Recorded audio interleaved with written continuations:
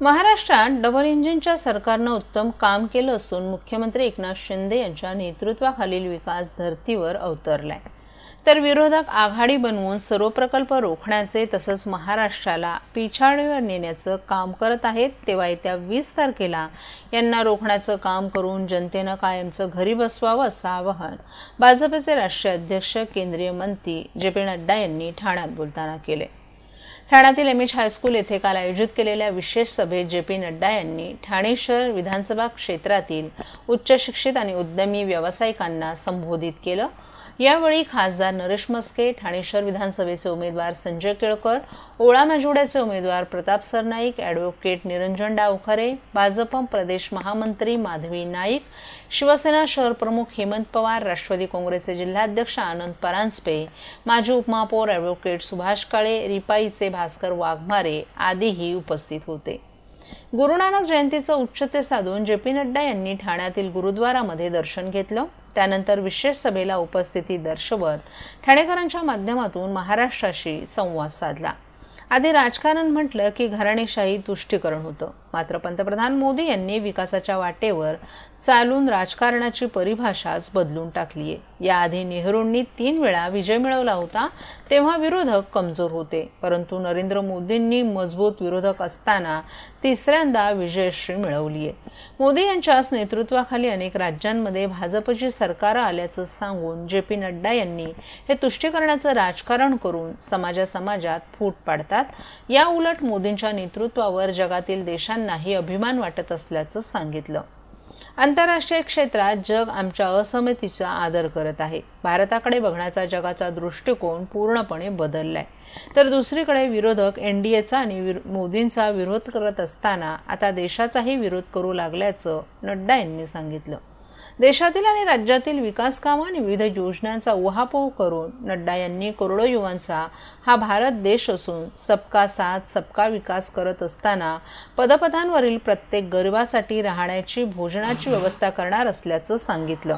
तसंच महाराष्ट्र आघाडी सरकारच्या काळात मेट्रो ते अटल सेतू असे सर्वच प्रकल्प त्यांनी रोखले।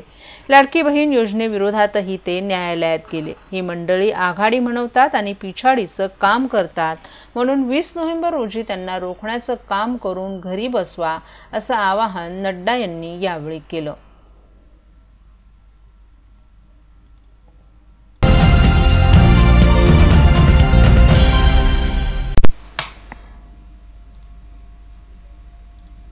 आजही निवडणुका रस्ते, वीज आणि पाणी याच विषयावर लढवल्या जात आहेत। तुमच्या मतांचा अपमान झाला असून देशात महाराष्ट्र मजाक बनलाय, तेव्हा नवीन विचार करा। महाराष्ट्राच्या नवनिर्माणासाठी एकदा मनसेला संधी द्या असं आवाहन करून मनसे प्रमुख राज ठाकरे यांनी येत्या 20 तारखेला गाफील राहू नका अशी साथ मतदार राजाला घातली आहे। ठाणे शहर विधानसभा मतदारसंघाचे महाराष्ट्र नवनिर्माण सेनेचे उमेदवार अविनाश जाधव, ओळा माजिवडा मतदारसंघातील संदीप पाचंगे आणि कळवा मुंब्रा मतदारसंघातील ॲडव्होकेट सुशांत सूर्यराव या 3 उमेदवारांसाठी काल रात्री राज ठाकरे यांची जाहीर सभा ठाण्याच्या गावदेवी मैदानात पार पडली। यावेळी राज ठाकरे यांनी परखड विचार मांडले। मतदारांनो, एकदा संधी गेली तर 5 वर्ष जातात, एवढं वाटोळं झालं आहे। फक्त एकदा संधी द्या आणि येत्या 20 तारखेला गाफील राहू नका। गेल्या 5 वर्षात झालेल्या मतांचा अपमान विसरू नका असं विधान ठाकरे यांनी केले। 24 तास तुमच्यासाठी धावणारी ही तरुण मुलं उमेदवार म्हणून तुमच्या समोर दिली आहेत। हे आपले उमेदवार जिंकून आल्यानंतर तुम्हाला त्यांना भेटायची कोणतीही अपॉइंटमेंटची गरज लागणार नाही असा विश्वासही राज ठाकरे यांनी या सभेत बोलताना दिला। मशिदींवरचे भोंगे खाली काढले पाहिजे। आपली सत्ता आल्यास 48 तासांच्या आत ते खाली उतरवू। तसं एकदा हातात सत्तेत द्या। सर्वांना वठणीवर आणतो की नाही ते बघा असा इशाराही ठाकरे यांनी दिला। आम्हाला देखील प्रत्येक धर्माचा अभिमान आहे, परंतु प्रत्येकानं आपला धर्म घराच्या आत ठेवला पाहिजे असं देखील राज ठाकरे यांनी या सभेत बोलताना स्पष्ट केलं। उद्धव ठाकरे यांनी जाहीरनाम्यात प्रत्येक जिल्ह्यात छत्रपती शिवाजी महाराजांचं मंदिर बांधू असं वचन दिले। या वचनाविरोधात राज ठाकरे यांनी कडाडून टीका करत शिवाजी महाराजांचं मंदिर नाही तर विद्या मंदिर हवे आहेत असंही त्यांनी सांगितलं।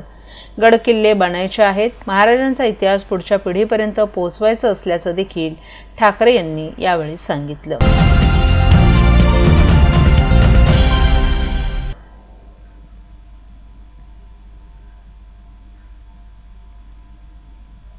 निवडणूक प्रचारानं राज्याचं वातावरण ढवळून निघाले. प्रचार करण्याची एकही संधी सध्या सोडली जात नाही. असं असताना उमेदवारांना, नेत्यांना बऱ्या वाईट प्रसंगांनाही सामोरं जावं लागते. वरळीत सदा सरवणकर यांना जाब विचारणाऱ्या महिलेचा व्हिडिओ असो, नाहीतर नागपुरातील काँग्रेसचे उमेदवार बंटी शेळके यांनी थेट भाजप कार्यालयात जाऊन केलेल्या प्रचाराचा व्हिडिओ असो, अशा घटनाही या निमित्तानं पाहायला मिळत आहेत. त्यात आणखीन एका घटनेची भर पडली आहे.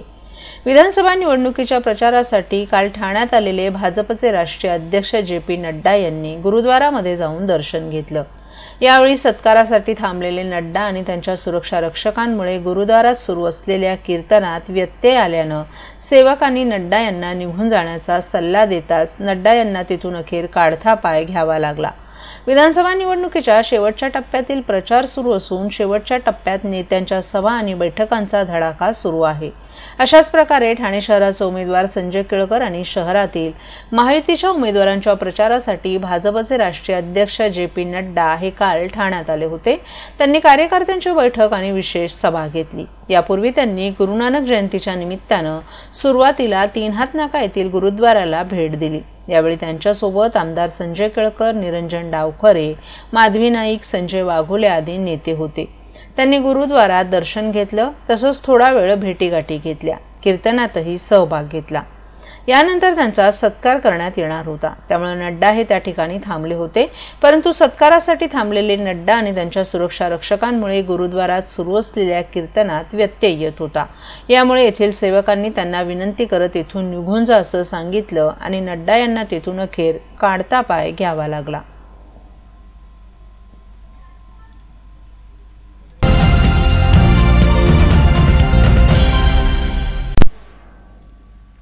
विधानसभा सार्वत्रिक निवडणुकीसाठी येत्या 20 नोव्हेंबर रोजी होणाऱ्या मतदानाच्या दिवशी ठाणे जिल्ह्यातील सर्व संघटित, असंघटित क्षेत्रातील कामगार आणि कर्मचाऱ्यांना मतदानासाठी 2 तासाची सवलत अथवा पूर्ण दिवसाची भरपगारी सुट्टी देण्याचे निर्देश देण्यात आलेत. या निर्देशाचं सर्व आस्थापनांनी काटेकोरपणे पालन करावे. तसंच मतदानाचं कर्तव्य बजावण्यासाठी सहकार्य करावं असं आवाहन जिल्हाधिकारी तथा जिल्हा निवडणूक अधिकारी अशोक शेणगारे यांनी केलं आहे.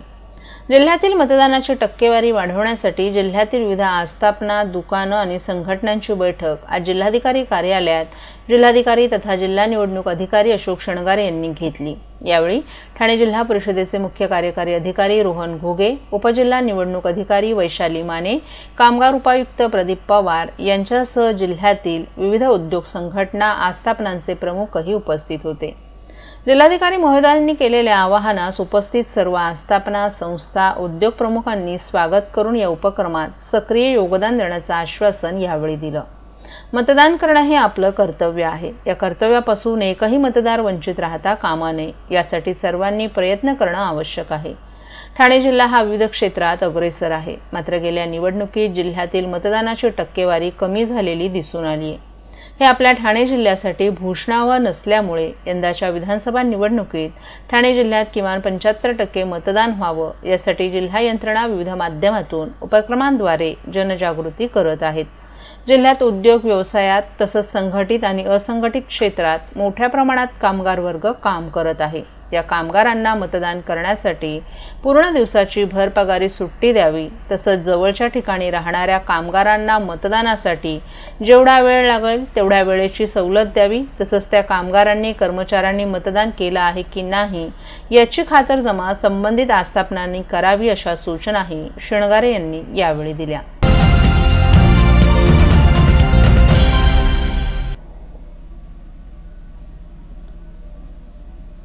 मीरा भाईंदर येथे महाराष्ट्र नवनिर्माण सेनेचे उमेदवार संदीप राणे यांनी फिल्टरपाडा येथे भव्य रॅलीचं आयोजन केलं होतं.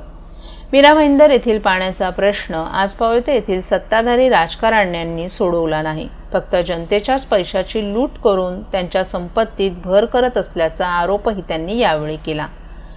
मीरा भाईंदरच्या पाण्याचा प्रश्न आपण सोडवण्यास कटिबद्ध असल्याचं त्यांनी फिल्टरपाडा येथील रॅलीत सांगितलं. यावेळी मोठ्या प्रमाणात मनसेचे कार्यकर्ते सहभागी झाले होते.